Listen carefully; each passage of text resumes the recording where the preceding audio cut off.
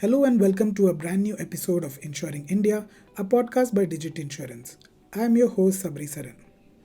India. We have a population of 1.4 billion people. We keep talking about how the healthcare expenditure in the country is on the rise, how insurance penetration in India is extremely low, how having a health insurance, especially post the pandemic, has become extremely important. Probably all these are things you have heard of before. I'm sure some of these things even I have repeated in some of my previous episodes.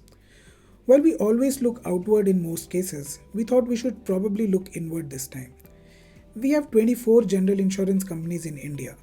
We have 4 standalone health insurance companies too. So clearly, this is not a supply problem. And it made me wonder then where exactly does the problem lie? If you talk to someone about health insurance today, you'll hear many of them say that it's complex, it's expensive, I don't need it, and you'll hear even some say that it's a scam. There are so many conditions and exclusions. There is either a capping, co-payment, waiting period, deductible, and whatnot, right? And I'm sure some of these terms that I just said now, maybe some of you haven't even heard of this before. Which brings me to the next question. Is there a design flaw in India's health insurance plans? And are there any gaps in how health insurance products are offered today? And how should someone who's out in the market to buy health insurance approach these things? To talk this and more, I have with me Tanya Marwah, Head Brand Marketing at GoDigit General Insurance.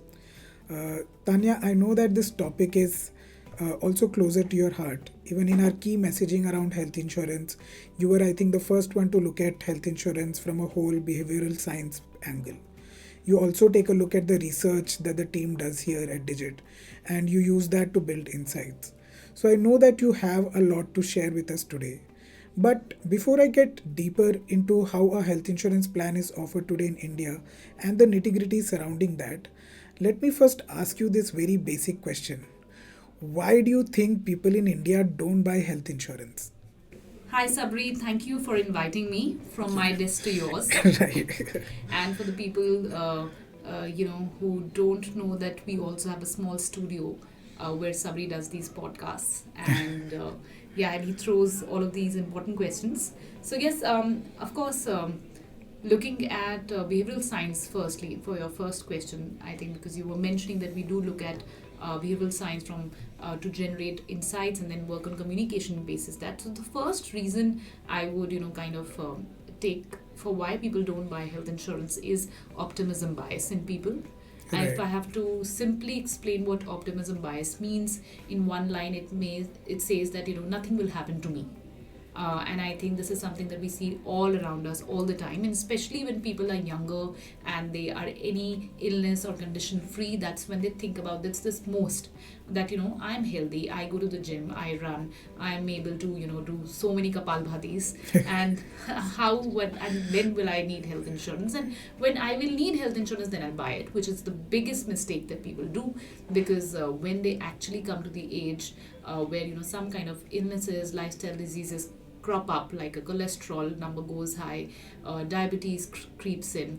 Those are times when people start thinking, okay, let's buy health insurance. But then I won't say it's too late. It's never too late to get a health insurance. But yes, things like waiting periods come into the picture. Premiums can go up because of your age, because of a condition. So yes, optimism bias is one of the reasons which kind of plagues this entire system, where people think that nothing will happen to me. Second thing is, from a coverage point of view. So even if people do think about health insurance, or they do buy health insurance, I think the bigger issue is that they don't buy enough. So if someone is covered from their corporate, or if people just think from a tax benefit point of view, the coverage or the sum insured that they select is much lower than what they would actually need, where from a health insurance point of view. And then coming to other ways that people look at health insurance, the comparisons that they do, probably there is a gap out there as well, because obviously people do know that you can be unwell, you can be hospitalized, there can be an accident, and things happen all around us all the time. But people also think that my family will come to help me, or I have enough savings. I probably will start a health sip for myself, or probably I'll put in an FD that when I'll be probably 50, and then when health issues will crop up, I will use this particular FD. I feel these are not the right ways to look at why health insurance exists. One is an investment, the other is a savings, and insurance is insurance. The whole idea of insurance is to actually protect all of these savings that you've done for yourself and your families against any situation where you would need money to give to a hospital. Right. And fourth thing is also from a expenditure point of view, I don't think so people really can fathom until they have really been with a close family member in a hospital through some procedure. They can't fathom that what would be the health care expenditure, or even for a small thing like which is becoming very common these days, the angioplasty and angiography. How much does that cost post a heart attack that Right. people have to go through? It takes around 3 to 4 lakhs, which is a decent amount for one episode of when you have to put stents. So those are the expenditures people don't fathom till they actually go to the hospital and do realize. So of course, all us insurers, all the people who are in the healthcare business, they are continuously trying to spread awareness about the fact that it does cost a lot of money. But I think when you're not receptive to the messages because they're not relevant to you, you don't actually think about them. Last thing, and actually this is a really big problem, which I'm actually mentioning the last, is the complexity around health insurance. I think it's a very genuine reason why people stay away from health insurance, because it does sound complex, and not just sound, it is complex at sometimes. Even as an insurer, even though we have kind of always spoken about simplifying health insurance, simplifying any kind of any kind of insurance, including documentation, then also the documents that you see for a terms and condition go up more than 50 pages, right? Yeah. So for a common person who probably does not understand a common medical term also, we actually have an unrealistic expectation on the customer to really understand what health insurance means when they can't understand medical terms, right? If you have to talk about, even me, when I was not in this insurance industry, even I was someone who I had a health insurance, but even I didn't understand it as well as when I came to the industry. Now you can expect everyone to become part of this industry to know what health insurance is. So I think there is a big gap out there. It's a problem that everybody is trying to solve at different levels. Awareness, of course, is one. Simplifying wording, simplifying all the understanding is the other. And I think it will be a journey. Even from the consumer side, especially post the pandemic, during the pandemic, people's want to understand this has also increased. So yes, complexity in terms of understanding what is there is a big reason. Another where I won't say that's not the reason why people don't think about it. At least that's a reason why people procrastinate buying health insurance. Right. That's a great point, Tanya. And I was actually going to come to that because it's actually true that the perception of complexity does exist when it comes to health insurance. So how can one overcome this complexity? Right. So apart from the fact that yes, everyone who is looking at buying health insurance and buys a health insurance, think of it like a 50 plus pager novel that you have to read. I know it's not as interesting and not as simple also, but try and actually read your document, because at least if there's an insurer, like Digit has at least tried to do that, if there's an insurer who has made genuine effort to make their documents simple, even though it's boring, but you will be able to understand what is covered and not covered in your policy. Right. But some basics I think people can understand is that accidental hospitalization is something which will be covered. Second part of it is hospitalization due to illnesses will be covered. Now this, when you say illnesses, you say accident, there could be multiple causes, there could be multiple things. But when people are thinking about illnesses, they are worried about what is not covered. So let me cover that first. Right. So what is not covered would be also dependent on when you bought the policy, did you have a pre-existing disease or illness or condition? Was there any kind of symptom that you had to declare to your insurer? Those things can culminate into some waiting periods.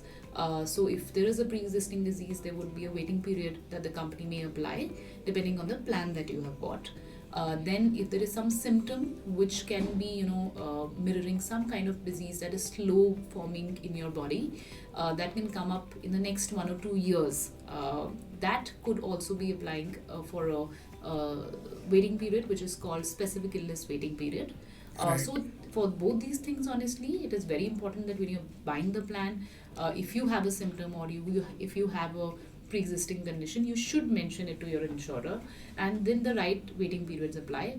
Also, again, I'll reiterate the point on buying when you're healthy and you're young.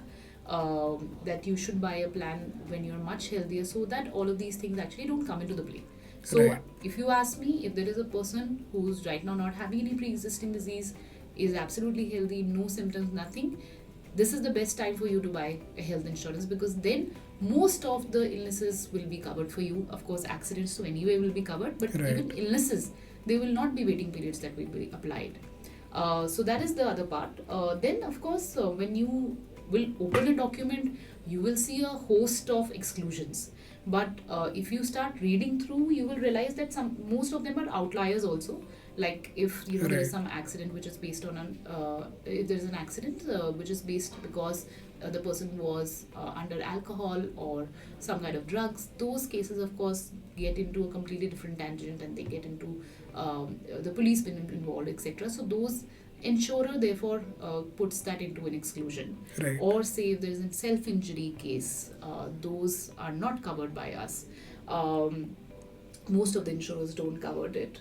Then if there is some kind of cosmetic procedure which is not medically prescribed, and that is just as a person's will, they want to go for a medical procedure which is cosmetic, then those things mostly are not covered.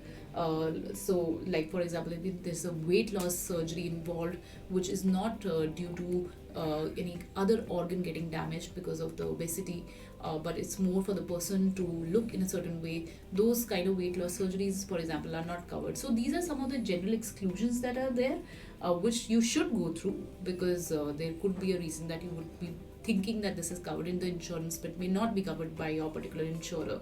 So those are something that you should go through. But as just in general a rule of thumb, accidents and illnesses which don't have waiting periods will be covered in an insurance plan. And also there are sometimes some life stage related events that you can predict or you will be planning for example maternity, pregnancy. Right. Those things, if you don't have a maternity benefit in your plan, those may come as an add-on that you can enhance your plan with. So again, some people think that is that going to be covered or not. Yes, it can be covered if you take an add-on for it. So you can make your plan very holistic with understanding as well as making sure that you have the right add-ons, so that the exclusions for which you otherwise want to apply for in the future for a planned event like in pregnancy, you go through the right waiting period. So for example, if your waiting period in your plan is 2 years, you buy a plan much in advance when you probably get married or about to get married, and then you cover that waiting period, and when you are planning for a child, that will be covered. So to your question, Sabri, yes, complexity is there. Yes, the documents are 50 pager plus, Right. but I don't think so that is enough reason for someone to say that I don't want to get a health insurance, because the merits 1,000 times outweigh the exclusions, because exclusions are very specific and they would be also very different insurer by insurer, but they would be not excluding illnesses and accidents that come to you which are beyond the things like existing diseases and anything which is self-injury or self-harm. Okay, Tanya, I think we addressed the complexity bit quite well. I now want to focus more on the health insurance as a product. If you're in the market today to buy a plan, A, there are way too many insurance companies, and B, they themselves have, say, 7 or 8 plans on an average that they offer. So let me come to the first part. How do you typically decide which company to pick? I know that you want to say digit, but can people have a few checks or metrics in place? Yes, please choose digital insurance. I would say that. But jokes apart, while that was not a joke. But yes, on a serious note, there are a few parameters you can consider. If you go to a comparison calculator or like a website that lets you compare different plans, you would see some 20 reasons basis which different plans are compared. But there are some reasons which are the bill tilters, or which actually make a big difference. Right. And those are the number one being cumulative bonus. So cumulative bonus is much like a no claim bonus that you get for car insurance, just that in this case you don't get a discount, but you get an increased sum insured for your health insurance. So for example, if you buy a 10 lakhs sum insured policy, and your cumulative bonus is 50% each year till 100%, how it will work is that the first claim free year, the next year you will get 50% of 10 lakh, which is 5 lakhs, as a cumulative bonus amount. So your sum insured will become actually 15 lakhs the next year. Right. And the year after that, also if 2 years of claim free years are there, it will become 20 lakhs. So in a way, in 2 lakhs, you will reach almost double your sum insured. Right. So this is one thing that you should see, because why this is important is that you are actually paying for a much lesser sum insured from a premium point of view, but you are getting a much higher sum insured in return. And again, as I'm going to reiterate it, if a person is younger and in the beginning years they don't have they don't have any claim, they are actually earning every year True, yeah. of not having a claim. So that's there. Second thing is room rent capping. This is something which you should see from a comfort point of view. And how this really affects is, think of a time where you're actually in the hospital and you're given the option of sharing a room with 3 other patients versus taking any room that you want in the hospital. Maybe while you're buying the policy, this may not look as a very, very important cover, Right. but when you're in the hospital, this cover becomes really important. So you should look for a plan that actually does not have any capping on room rent. Right. So whatever be your sum insured, there is no capping on what kind of room type or what kind of room charge that you can take. Right. So this is the second thing. Third thing is copay. I think people do understand the term copay because of, again, car insurance as well. So co-payment, if you break down the word co-payment, so you are also paying a part of the bill is what it means. Sometimes people take a policy which has some co-payment because it's much cheaper. Right. But what it happens is that for smaller claims, though, you can maybe manage. But if it's a percentage based co-payment and the bill is huge, you can end up paying a huge amount from your savings for health insurance. And this is often also the reason why people sometimes say that insurance is a scam, or I'm not happy with my health insurance. Right. Because when you choose health insurance, we fall for these small discount traps. Right. So yes, in my opinion, you should not go for a plan that has co-payment. Especially we should not go for a plan that has a percentage linked co-payment. If you do go for a plan, then go for a plan which is probably giving you a discount basis, some small deductible, which is that if you have, say, a particular bill, there is some 1,500, 2,000 rupees that you have to give from your side. So if you are in a claim free year, you are anyway taking some discount because you took a deductible discount. But if you have a claim, you are not paying it as a percentage, or you're not paying a big amount. Right. So these are the main things that you should look while you're comparing plans. Of course, there are many other factors that you can check. Some companies give annual health checkups. You should see if your plan has an organ donor also included in it.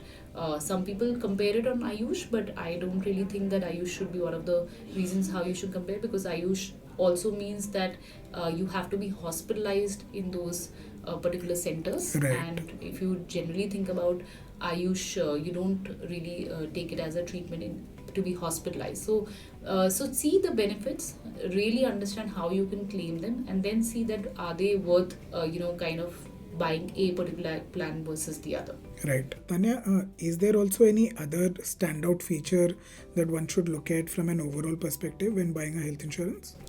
So yes, I think one of the other things, again, it brings me back to the point of sum insured, is restoration, or some people call it refill benefit, reinstatement benefit. Basically, without getting into the terminologies, you should look at having a decent amount of sum insured that can cover you up if there is a big hospital claim. Right. Now, often people think that, if I buy a 5 lakh cover versus a 10 lakh cover, I'll be paying half of the premium. But that Okay. is not true. Actually, the difference between a premium for 5 lakh and 10 lakh is much lower. And when you are actually going to be doing your different permutation combinations, you should see that, what is the amount that you can afford and what is the best sum insured that you can get, especially for your city. If your city is a high expense city, like a metro, then definitely you should look at the hospital expenses, which for an average family of 3 people can also go up to 10 lakhs, if people fall in with some major disease.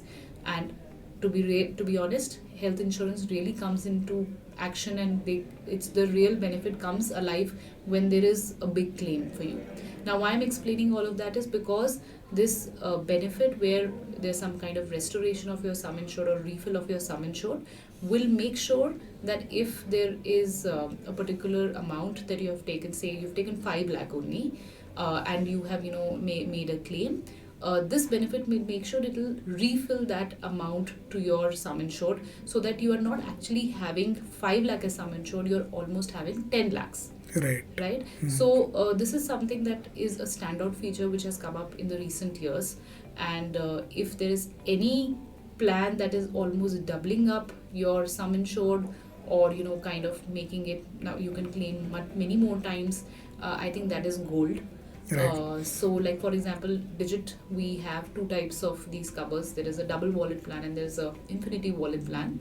In double wallet, you can basically get the same sum insured value twice. Right. And in our case, we don't have any exhaustion clause, which means that you don't have to exhaust your sum insured in a claim to make sure that it's filled again. You each time, or basically both the times, have the same sum insured available to you. So that's a big benefit. Right. The second is infinity. Infinity, as the word suggests, you can make a claim. Obviously, one claim amount has to be the base sum insured, but that can be made infinite times in a year. This becomes a big benefit when it comes to years which are more unfortunate, and maybe several people in the family fall ill, or the same person falls ill over multiple times. So, this benefit makes sure that your sum insured, in a way, is not finishing up after a certain claim. So yes, this is a golden feature, and if you are getting a good cover where this particular refill benefit or restoration benefit is giving you much more than your sum insured, this plan trumps over the others.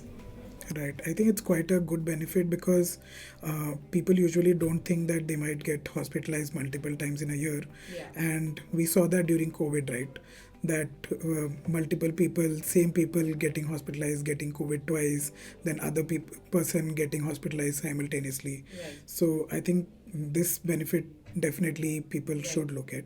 And I think one more thing that we can, think out here is also from the perspective of related and unrelated illnesses. Right. So, there are certain covers in the market which are giving you restoration, but they are giving it on unrelated diseases or illnesses or hospitalization.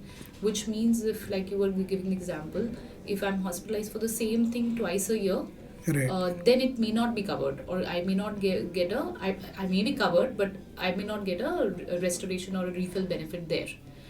So you Okay. should also look for covers where this kind of backup sum insured that you're getting, you are getting it also on related illnesses. So that's one thing. The other thing is, again, this exhaustion clause that I mentioned. It's very important to understand this, because if you break it down, how it happens is, say if you have 5 lakh sum insured, you have a restoration benefit of almost double your sum insured, which is that you have another 5 lakh with you. But exhaustion clause, what will it'll do is that till you don't exhaust that 5 lakh that you have, your your sum insured will not be restored. So I'll bring a like this example. I have 5 lakh sum insured. I get hospitalized, and my bill is 3 lakhs. Right. So now I'm left with 2 lakhs. Exhaustion clause will say that my next restoration will only happen till I make this 2 lakh into zero. Okay. Which is till I don't make another claim, and the next claim I only have 2 lakhs, because that 2 lakhs has not become zero. So if till the next claim, if I say for example have a claim worth 1.5 lakh only, then for the third claim I only have 50,000 left. Correct. After I exhaust that 50,000 is when my 5 lakh will come into play. Okay. So exhaustion clause, again, something which probably nobody cares about, can really make or break the effect of this benefit that you're getting. So when you're looking for restoration, refill, backup, sum insured, whichever terminology you're looking at, make sure that you are not having any exhaustion clause, and make sure that it is also there for related illnesses. So these would be my 2 tips out there. Got it. Tanya, I know that there is no right answer to what I'm going to ask you, but just see if you can answer it. Is there a right sum insured? Like, what is the right sum insured for somebody? Maybe we can do this across age groups or family composition, but is there a right sum insured, that amount that people can look at? So firstly, I'll tell you, my family thinks that I'm crazy Okay. because I have a really high sum insured for my Okay. family. There is no pre-existing disease, thankfully. Despite that, I have a high sum insured. Right. Now, why do I have, what is high? High for me could be 25 lakhs, high for someone else can be 50 lakhs, high for someone else, the third person can be also 5 lakhs. Correct. Right? Yeah. But these are all estimates that people think from, how cautious they are. But there is also some maths to it. The maths is, if you take the average cost of an average treatment in your city, and see if you can, just if that kind of unfortunate incident happens twice in a year, what would be the amount that you have to pay? So if you're staying in a city like, living in a city like Delhi, and again, a normal angiography in total bill costs you around 3.5 to 4 lakhs, and if it can happen twice a year, you at least need 8 to 10 lakhs. Correct. Yeah. And this I'm also saying because people in India are more used to taking family floater policies, which Correct. means that you are not just talking about one person's risk, you are talking about 2 to 3 people's risk. Correct. Yeah. So for a family of 3, maybe like a husband, wife and a child, I think a 10 lakh policy is what in today's age you should be having. Right. And especially when you're living in a tier 1 or a metro city. If the eldest person in your policy is around 45 years, again 8 to 10 lakhs is something which should be there, because you're already, the eldest member is 45 years, which means another 2-3 years there may be some ailments that may come up. So you Right. need a high sum insured. If the family composition is mostly of seniors, maybe it's your father and mother, or you yourself are buying but you're around 60-65, then what happens is that the premium goes up. Right. So if I advise right now that someone should have 10 lakhs, of course it would be a good amount, because also the chances of the claim goes up. Right. But then your premium will also go up. So in this case, what you can do is, again, look for a plan which has a good backup sum insured, a good restoration policy, and you can also look for a plan which has a good cumulative bonus, so that in 1-2 years only your sum insured actually will go up. So even if you have a 5 lakh sum insured, in 1 or 2 years it will become much higher for you to claim. Right. Another thing in actually cumulative bonus that one can think is that some policies make your cumulative bonus 0 if you make one single claim, and some policies make it step down. So Right. if my cumulative bonus is 50% each year till 100%, if I have in certain policies, if I make a claim, it will become 0%, 0 basically. Right. And in some policy, it will just be a step down. So I'll come back to my last year's value, but it will not become 0. So all of these mechanics you can think would make sense to you from a sum insured point of view, but eventually you should think that what would be the cost of treatment in my city, and what would be that treatment in the next 5 years also. So Right, I true. don't think so if anybody does that, but one should do it, that one should account for inflation, medical Right. inflation especially, Right. and then calculate what my amount will be in the next 5 years. And again, I don't think so I have to use the numbers out there, but if you think about the treatments that costed 1 lakh 5-6 years back, now they're costing 3-4 lakhs. Correct. Yeah. And another thing is also critical illnesses in this case. I think some critical illnesses which have become very famous, not for the number of incidents, but because of the awareness that they have garnered, which is a great thing, is also like cancer. Right. And if you look at the average expenditure of therapies and the entire year expenditure that people have to shell out for treatments when someone is affected with cancer, can also go up to 15-20 lakhs Right. in True. Delhi, Bombay, and actually any city. Now in these cases, especially if a low sum insured is there, you will be again in the same sorry situation of asking family or breaking your savings or investments to get this money. So yeah, high again is a qualitative number, but at the same time can have some calculation. Today's day and age, 10 lakhs is something that you should start from Right. and then build as per your requirement. Right, got it. Tanya, now I want to talk on the pricing aspect or the premium aspect. I'll just give you my example. I wanted to actually get a cover of 15 lakh, but actually felt that the premium is slightly more than what I was willing to pay. So now I'm actually thinking of maybe, just settling for a cover of 10 lakh, as you said. But are there ways around it? I know that insurers do offer some discounts, but how significant are those and what type of discounts are out there actually in the market?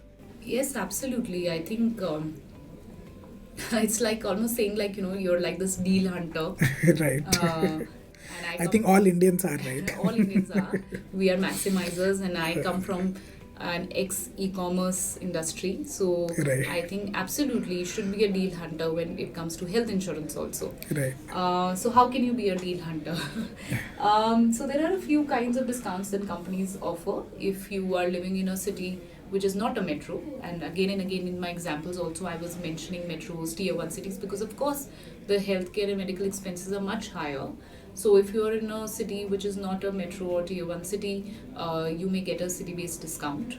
Which is there, so yes, you can avail that if you are not in that bracket of cities.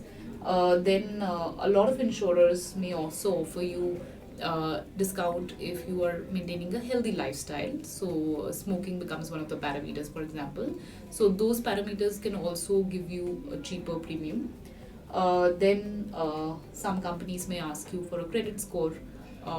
That kind of shows how has been your financial interaction history, which also can indicate a discount for certain people. Right. So yeah, you can be open to share that, because anyway that's not a very hidden data. Correct. And I think if one can share that, you can get a discount for having a good healthy financial history. Then there is also discounts that people can give you basis deductible. I think I was mentioning about it earlier. Right. That if you think that you're not going to have claims every year, which is true for most of us, you can actually take a small deductible. Deductible is much like a co-payment, but there is a set amount. Which is say that I can say that I will pay every time I make a claim, I can pay 3,000-4,000 rupees, and I can get an overall discount on my premium. So that is there, and of course companies also give existing customers from their other general insurance products, they can give you some kind of loyalty discount. Right. So that is there. So yes, there are discounts, there are ways of getting a cheaper premium, but that's always a delight, but that's a delight. I think the crux of the matter is that you should have a good sum insured. You should make sure that your coverage enhancer benefits are good, like those restoration refill benefits, or in our case we have the double wallet and infinity wallet. I think those are the real things that really matter. Right. That one should look at. Tanya, I'll be honest, my health insurance awareness has definitely risen after I moved to Digit. And now suddenly I've become this insurance uncle among my friends, where I'm asking people whenever I whenever I meet them, that do you have insurance? Tell me why aren't you buying insurance? And especially after COVID, right? But most of the time when I'm interacting with them, the response that I typically get is that, hey, I have an employer cover and I don't need to look at a separate cover. So A, is that enough if somebody has an employer cover? And B, how should a person who has an employer cover approach health insurance on an individual basis? So again, there cannot be one blanket answer to this, because enough depends on what your employer is giving you. So if your employer is giving you some 10 lakh sum insured, it can be enough. Right. It is enough. But there, another thing that matters is that if you move jobs, and people do move, Right. in that case, that sum insured amount can change. So one employer may give you 10 lakhs, the other may give you 2 lakhs. So that matters. So here it matters that you should have a backup personal health insurance as well. Right. Or if your employer's insurance is letting you continue your coverage, then of course it's a totally different matter. So see what kind of sum insured you're getting from your employer. Is it something that you can continue going forward? And have, if it is not so, that if you can't continue it and if it's not enough, of course you should get a personal health insurance as well, Right. or at least enhance with a top up sum insured that you can give. But again, top up, the issue is the same. If you leave your job and there is a gap period, then that top up sum insured works on the concept of having a certain amount as a deductible. Right. And here the deductible is what is your base sum insured, the sum insured that you have. True. So if my employer is giving me a 3 lakh sum insured in my policy, even if I take a top up thinking that I already have 3 lakh, but what if you leave the job? Then you will have to shell out the 3 lakh from your own pocket, Right. and the rest, the next top up, top up insurer will pay for you. So, as if I have to give you one answer, then yes, even if you have a corporate health insurance, you should still have a personal health insurance.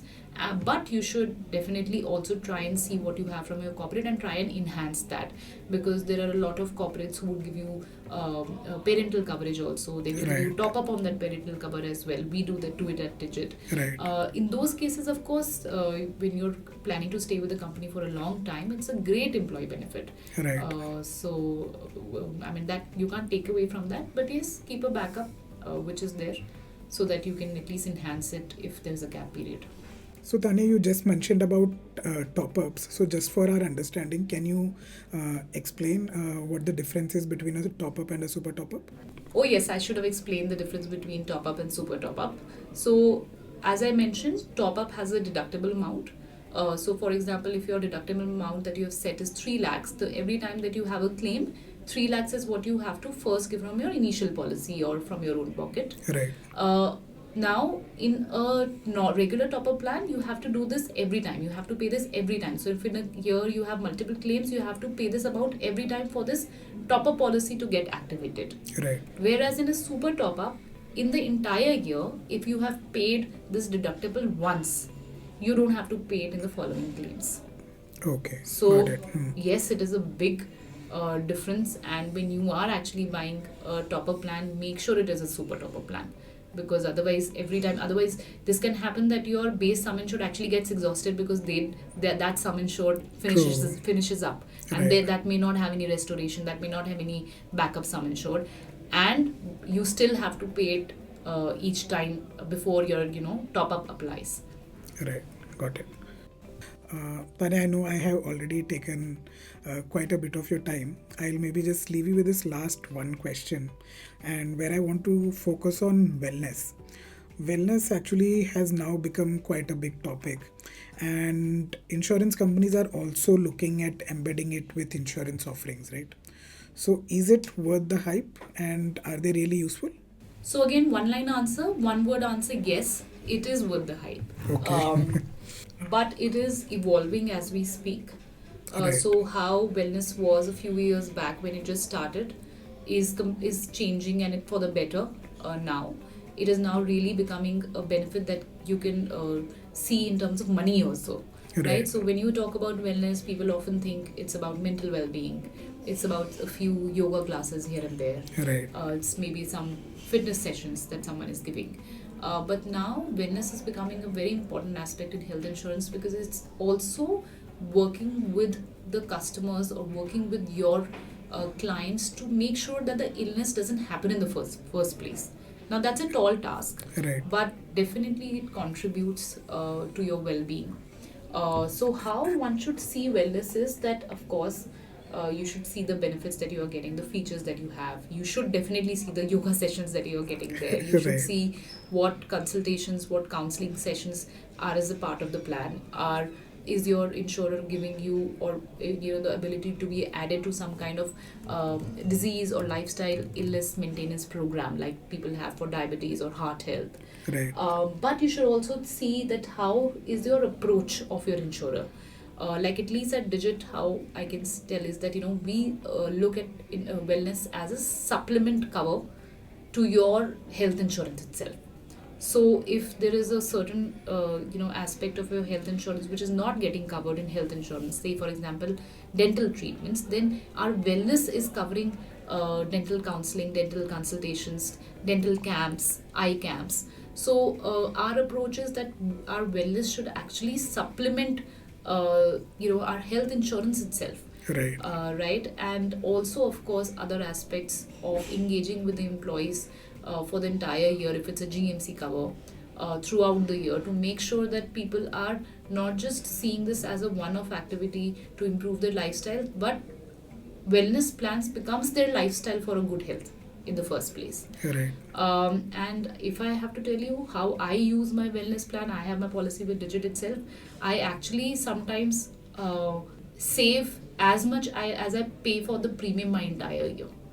Right? Okay, yeah, that's a great point, I think. Right. Yeah. So people, how we should think it is that the benefits that I'm getting from the wellness, what am I really saving, and does it actually outweigh my premium itself? So I'll tell you what all I use. I use some free GP consultations, Right. because with the recent year, everybody falling ill, with every change of season, there are these general physician consultations that you had to go to, and now we are all adept to this online consultation way, and it's very easy to just get into a call with a general physician and show them their symptoms and get a medicine. Right. So I use that a lot. I also go in for specialist consultations. I have a toddler at home, and often falling sick makes me use the pediatrician consultations, for example. Right. Then you can go for free home delivery of medicines. Even the medicines are at discounts at times. Even things like x-rays, medical checkups, your blood tests, everything it has discounts. So if you actually sit down and make a maths of what you have saved the entire year, Right. you can save good like 10,000 rupees also. Hmm. So it's the way you use your wellness and what your insurer is offering you. It can actually be a money benefit for people. Right. So it is worth the hype, absolutely. Right, got it. That was really an insightful conversation. I'll let you go now, Tanya. Thank you so much for taking time out of your busy schedule and joining us on the Insuring India podcast. No, Sabri, I don't have a busy schedule. Even off schedule, I'm working on health insurance and Right. other products. So you are rather helping me in this journey of making sure that people are understanding what they should be buying in health insurance. So you have been helping me. Thank you so much. And yeah, I hope people enjoyed it, and I hope people do understand some basics of health insurance now before they start thinking about it. Thank you so much. That's all on this episode, folks. Do subscribe to us to keep getting notified whenever we drop something new. Thank you and see you next time.